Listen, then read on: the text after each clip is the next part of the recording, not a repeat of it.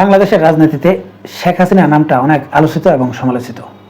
কারো কাছে এই শেখ হাসিনা নামটা অনেক ঘৃণিত, আবার কারো কাছে শেখ হাসিনা নামটা অনেক ভালোবাসার। তাই শেখ হাসিনার কিছু ভালো কাজ এবং কিছু মন্দ কাজ নিয়ে আজকে আলোচনা করব। আমার কিছু কিছু ভিডিও দেখে অনেকে আমাকে ফেসিবাদের দালাল এবং বিভিন্ন রকম বাজে ভাষায় কমেন্ট করে থাকেন। তাদের উদ্দেশ্যে আমি প্রথমে কিছু কথা বলি। বাংলাদেশে দুই ধরনের ধর্মান্ধ লোক রয়েছে। এক ধরনের ধর্মান্ধ লোক হচ্ছে যারা বাংলাদেশে নিজেদেরকে সুশীল দাবি করে এবং সেকুলারিজম অনেক বড় বুদ্ধিজীবী দাবি করে। এই জাতীয় লোকগুলো ইসলামের ন্যূনতম যে জ্ঞানটা থাকা দরকার এই জ্ঞানটাও তারা রাখে না, এবং ইসলামিক আইন বা কোরআন এবং ইসলাম সম্পর্কে সামান্যতম জ্ঞানও নেই। কিন্তু তারা বিভিন্ন সময় বিভিন্ন বক্তাদের ভুল ধরতে থাকেন এবং নিজেরাই অনেক ওয়াজ করা শুরু করেন। এই জাতীয় একটা ধর্মান্ধ লোক রয়েছে যাদেরকে আমরা বাম্বু সুশীল বলে থাকি। আর আরেকটা ধর্মান্ধ লোক রয়েছে যারা আলেমদের বিভিন্ন বক্তব্য বিবৃতি শুনে তারা সেটাকে ইসলাম মনে করেন এবং ওই অনুযায়ী তারা তাদের ধর্মীয় জীবনযাপন করেন এবং নিজেদেরকে অনেক বড় আল্লাহর ওলি মনে করেন। এবং এই লোকগুলো বিভিন্ন মানুষকে আসলে কাউকে জান্নাতের টিকিট দিয়ে জান্নাতে পাঠিয়ে দেন, আবার কাউকে জাহান্নামের টিকিট দিয়ে জাহান্নামে পাঠিয়ে দেন। আসলে কোরআন যে ইসলামের মূল বিধান এবং কোরআনটা অর্থসহ এখন বাংলা পাওয়া যায়, কিন্তু তারা কখনো আল্লাহ তাআলা কোরআনে কি বলেছে এটা কখনো পড়েও দেখেনি। তারা বিভিন্ন আলেমদের বিভিন্ন বক্তব্য শুনে তারা সেটাকে ইসলাম মনে করে এবং সেটাই পালন করে, এবং সেই কথার অনুযায়ী যদি অন্য কারো দ্বিমত থাকে তখনই তারা কমেন্ট বক্সে এসে গালাগালি করা শুরু করে। আসলে এই শ্রেণীর আরেকটা ধর্মান্ধ লোক রয়েছে, আর বাংলাদেশে এই কোয়ালিটির ধর্মান্ধ লোকের সংখ্যা সবচাইতে বেশি। তাই এই জাতীয় ধর্মান্ধ লোক যারা রয়েছেন তারা আমার যে কোনো ভিডিও দেখে আপনারা কমেন্ট করবেন না। যদি আমাকে নেগেটিভ কোনো কমেন্ট করতে হয়, আমার নিয়মিত ভিডিওগুলো দেখেন, দেখে ভিডিও অনুযায়ী গঠনমূলক কোনো কমেন্ট করবেন। আর আমার এই ইউটিউবে কথা বলার একটা উদ্দেশ্য রয়েছে, সেই উদ্দেশ্য সম্পর্কে আমি এখন পর্যন্ত কোনো ভিডিও তৈরি করিনি। এখন থেকে আপনারা আমার সেই উদ্দেশ্য সম্পর্কে ভিডিও পাবেন, এবং আপনারা খুব কম সংখ্যক ভিডিও পাবেন, কিন্তু প্রত্যেকটা ভিডিও গঠনমূলক পাবেন এবং নিয়মিত ভিডিও দেখবেন। তাহলে আপনারা বুঝতে পারবেন যে আমি আসলে কার দালাল এবং আমার কি উদ্দেশ্যে আমি কথা বলি, এবং আমার কথাগুলো আপনারা সঠিকভাবে বুঝতেও পারবেন। যে কোনো ভিডিও দেখে আমার বিরুদ্ধে কোনো মন্তব্য করবেন না। এবার আসি মূল আলোচনায়। শেখ হাসিনার ভালো এবং মন্দ দিক নিয়ে যদি আপনি মূল্যায়ন করতে চান, শুধুমাত্র শেখ হাসিনা বাংলাদেশে যতদিন প্রধানমন্ত্রী ছিল শুধুমাত্র এই সময়টা নিয়ে যদি তার জীবন আচরণ এবং তার কর্মকাণ্ডগুলো যদি আপনি মূল্যায়ন করেন, তাহলে তার সম্পর্কে সঠিক মূল্যায়ন হবে না। কারণ শেখ হাসিনার পুরো জীবনটাকে নিয়ে আপনি মূল্যায়ন করতে হবে। যেমন একটা মানুষের মেজাজ সবসময় একরকম থাকে না। মানুষের মেজাজ মাঝে মাঝে ভালো অবস্থায় থাকে, মাঝে মাঝে খারাপ অবস্থায় থাকে। এখন একটা মানুষ খারাপ মেজাজ বা ভালো মেজাজে কখন থাকে, পরিবেশ পরিস্থিতির উপর নির্ভর করে। তাই একটা মানুষের জীবন যদি আপনি মূল্যায়ন করতে চান বা তার সম্পর্কে যদি আপনি পরিপূর্ণ সঠিকভাবে মূল্যায়ন করতে চান, তাহলে তার পুরো জীবনটা নিয়ে আসলে মূল্যায়ন করতে হয়। যেমন বাংলাদেশে যদি 15ই আগস্ট সংগঠিত না হতো, তাহলে শেখ হাসিনা কখনো বাংলাদেশের প্রধানমন্ত্রী হতো না। এমনকি শেখ হাসিনা বাংলাদেশের রাজনীতিতেও আসতো না।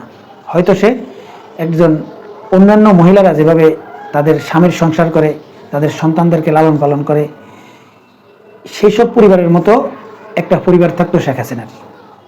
যেহেতু 15ই আগস্ট সংগঠিত হয়েছে, তারপর শেখ হাসিনা যে প্রতিকূল পরিবেশে সে বড় হয়েছে এবং যেই পরিবেশে সে বড় হয়েছে, এই অনুযায়ী তার মেজাজ মর্জি কেমন হওয়া উচিত, এই পুরোটা নিয়েই কিন্তু আপনাকে তার জীবন সম্পর্কে বিশ্লেষণ করতে হবে। তাহলে অন্তত তার উপর জুলুম হবে না। শেখ হাসিনার ভালো গুণগুলোর মধ্যে আমার কাছে তার সবচাইতে ভালো লাগার যে দিকটা, সেটা হচ্ছে শেখ হাসিনা যে কোনো শ্রেণীর যে কোনো মানুষকে খুব সহজে আপন করে নিতে পারে, এবং যে কোনো শ্রেণীর মানুষকে সে বুকে টেনে নিতে পারে। যেমন সে যদি একজন ভিক্ষুক হয়, তাকে সে খুব সহজে বুকে টেনে নিতে পারে। শেখ হাসিনা তার নেতাকর্মীদেরকে অত্যন্ত ভালোবাসে এবং প্রত্যেকটা নেতাকর্মীদেরকে সে নাম ধরে ডাকে, এবং তার নেতাকর্মীরাও তাকে আফা বলে সম্বোধন করে, এবং তাকে কেউ আফা বলে সম্বোধন করাকে সে খুব বেশি পছন্দ করে। মানে একজন নেতা হওয়ার জন্য একটা নেতার যে বৈশিষ্ট্যগুলো থাকা দরকার, এই বৈশিষ্ট্যগুলো তার মধ্যে পরিপূর্ণভাবে বিদ্যমান রয়েছে। আর এই কারণে আওয়ামী লীগের নেতাকর্মীরা শেখ হাসিনার বিকল্প অন্য কাউকে কখনো চিন্তাও করবে না এবং শেখ হাসিনাকে তারা অত্যন্ত ভালোবাসে। শেখ হাসিনার আরেকটা ভালো দিক হচ্ছে শেখ হাসিনা তার নেতাকর্মীদেরকে অত্যন্ত ভালোবাসে এবং তার নেতাকর্মীদেরকে সে তার পরিবারের একটা অংশ মনে করে। এবং আওয়ামী লীগের যত নেতাকর্মী রয়েছে এরা শেখ হাসিনাকে আপা বলে সম্বোধন করলে শেখ হাসিনা সবচাইতে বেশি খুশি হয়।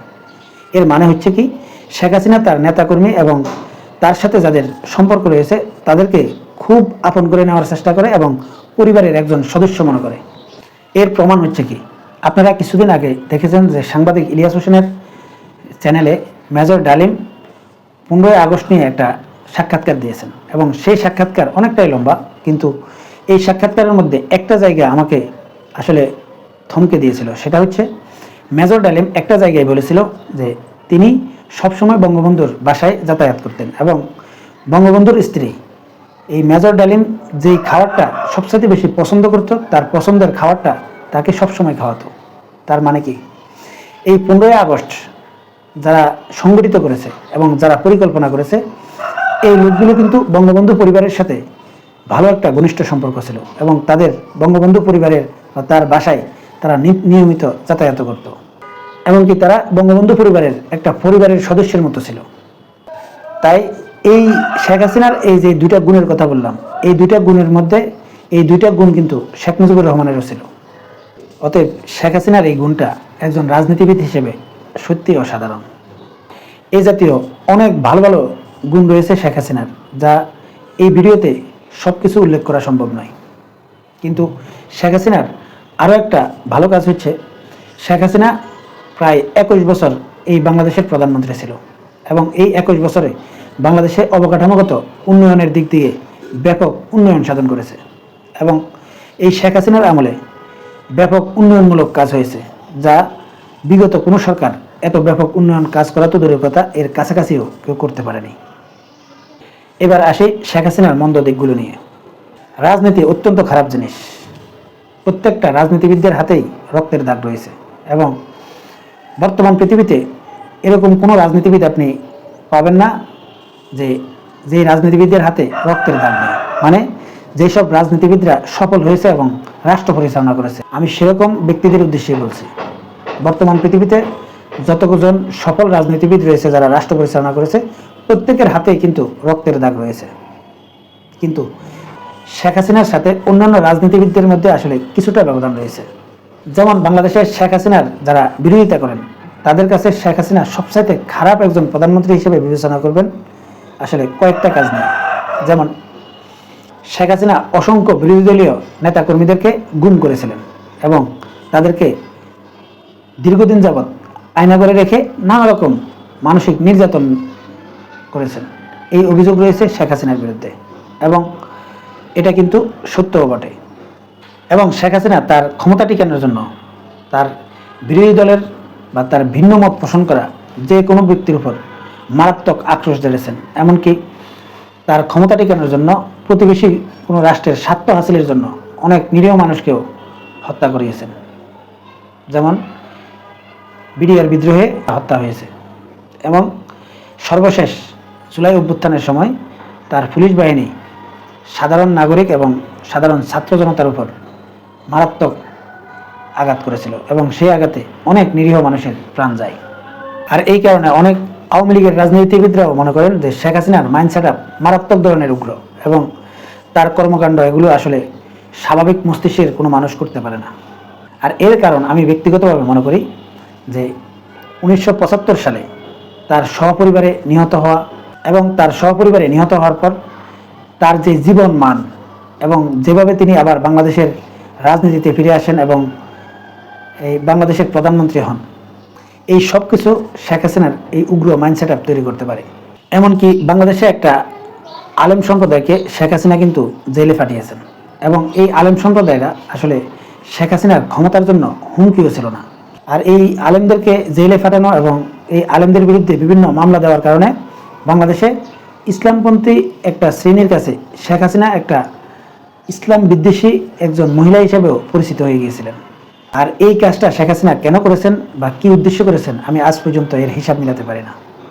তো সব কিছু মিলিয়ে শেখ হাসিনার যে সবচাইতে খারাপ যেই দিকগুলো, যে মানুষকে আয়না করে রাখা এবং অনেক মানুষকে তিনি ক্ষমতা টিকে থাকার জন্য ক্রস ফায়ারের নামে বা বিভিন্ন গুমের মাধ্যমে হত্যা করা এবং অনেককে আয়না করে রেখে নির্যাতন করা, এই জিনিসগুলো শেখ হাসিনার সবচাইতে খারাপ দিক ছিল।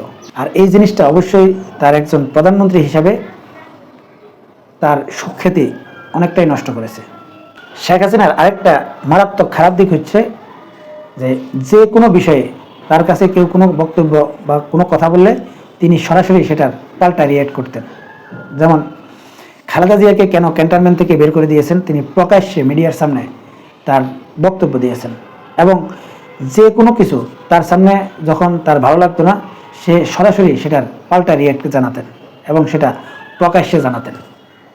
মানে একজন প্রধানমন্ত্রী হিসেবে যেই বক্তব্যগুলো বা যেভাবে কৌশলে বক্তব্য দেওয়া দরকার, শেখ হাসিনা কখনো সেই কৌশলে কখনো বক্তব্য দেয়নি। সে সরাসরি তার মনে যেটা ছিল সরাসরি সে সেটা রিয়েক্ট করতে। আর এটা শেখ হাসিনার অবশ্যই মন্দ দিক। শেখ হাসিনার যে মন্দ দিকগুলো রয়েছে, এই সবগুলো মন্দ দিককে যদি আপনি একাত্র করেন তাহলে অনেকেই বলে থাকেন শেখ হাসিনার মস্তিষ্কের সমস্যা রয়েছে, এবং এটা আওয়ামী লীগের অনেক নেতারাও বলেন। কিন্তু আমি ব্যক্তিগতভাবে যেটা মনে করি সেটা হচ্ছে 15ই আগস্ট সংগঠিত হওয়ার পর তাদের দুই বোন যেভাবে তারা বড় হয়েছে এবং যেভাবে আবার বাংলাদেশের রাজনীতিতে ফিরে এসেছে, এই সবগুলো মিলিয়ে আসলে শেখ হাসিনার মস্তিষ্কে এমনভাবে উগ্রতা জন্ম নিয়েছে এবং যে ঘৃণাটা জন্ম নিয়েছে, এই ঘৃণা থেকেই আসলে শেখ হাসিনা এরকম মেজাজ দেখাতেন এবং এই জাতীয় রিয়েক্ট করতেন। সম্মানিত দর্শক, আপনারা কি মনে করেন কমেন্টসে জানাবেন। আমি এখন থেকে যে ভিডিওগুলো তৈরি করব, এর প্রত্যেকটা ভিডিও আপনারা দেখার চেষ্টা করবেন, তাহলে বুঝতে পারবেন যে আমি এই ভিডিওটা কেন করেছি। কারণ আমার প্রত্যেকটা ভিডিওর একটা উদ্দেশ্য রয়েছে এবং সেই উদ্দেশ্যটা খুব দ্রুত আপনারা বুঝতে পারবেন। অতএব আমাকে সহজে নেগেটিভ কমেন্ট করবেন না। আজকের মতো এই পর্যন্তই। আল্লাহ হাফেজ।